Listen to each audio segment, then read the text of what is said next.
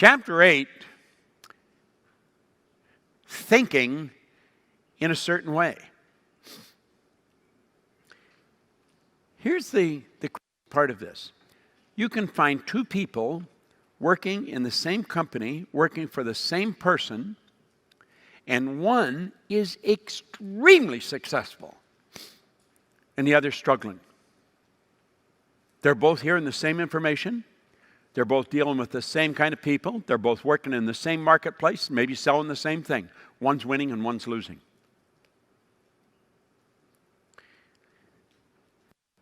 As Waddles points out, you don't get rich by doing certain things. Now really burn this into your mind. You do not get rich by doing certain things. You get rich by doing things in a certain way. See, if I walk into your place of business and I shake hands with you, I say, "Hi, Joshua, how are you?" Good, how are you? Great. Now, I can tell Joshua I want to help him.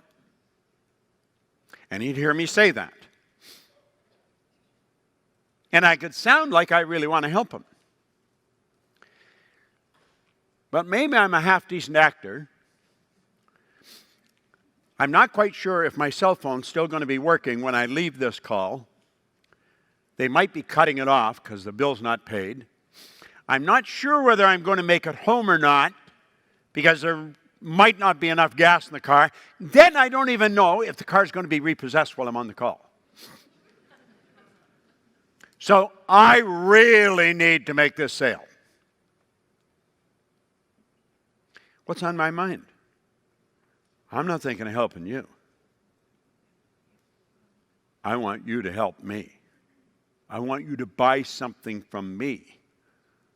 And yet we're both saying, I want to help you. We could make the same presentation. We could be using the same presentation. We could be taught the same presentation and doing the same thing. It's not what we're saying, it's the energy that's going with it. If my energy is inverted and I'm just thinking of getting, I can sound fairly convincing.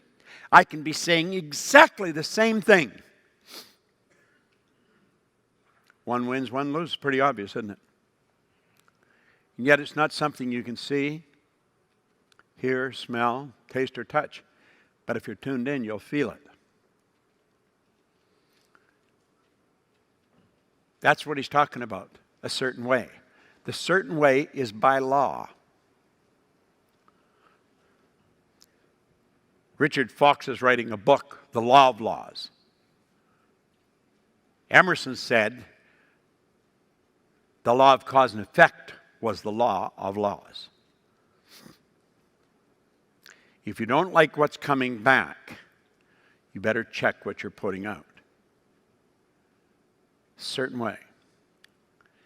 Chapter 9 is how to use the will. The will is something that's not very well, it's not really understood by most people. The will is the mental faculty. It's one of our intellectual factors. It's the mental faculty that gives you the ability to concentrate. I want you to imagine that we turn all the lights out, and there's a sign on that wall that's giving us instructions that we need. And I've got a candle, and I light the candle. I might not even be able to see the wall. Some of the candle light's going towards the wall, some's going down there, some's coming up here, over here, on me. But if I take the same candle power and put it on a flashlight and aim it at the wall, none of the light is being wasted. It's all zeroed right in on the sign. Well, that's the difference between properly using the will and scattered thoughts.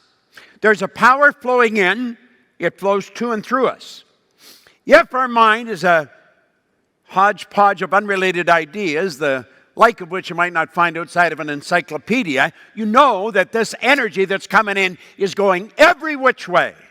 No power behind it. If we use the will and we focus, that's what Neville said. Our only problem is weakness of attention and poverty of imagination. Focus. The will gives us the ability to focus. Now, when you use your will and focus, the energy leaving you has enormous power. Feeling is conscious awareness of vibration. If I'm standing behind you and I'm staring at you, we could be in a mall and I'm staring at you, you will feel me staring at you. You'll feel it. That is because I'm focused. I'm focused on you. And you will feel that energy. You'll feel it. It's strong energy. And you turn around, sure enough, there's somebody standing there staring at you, and then they move away. That's what you're feeling. Well, when you concentrate, you're giving more energy to whatever you're concentrating on. Emerson said the only thing that can grow is the thing you give energy to. Do you know some people are concentrating on their problems? They're concentrating on disease. They're concentrating on poverty. You've got to concentrate on the good that you desire.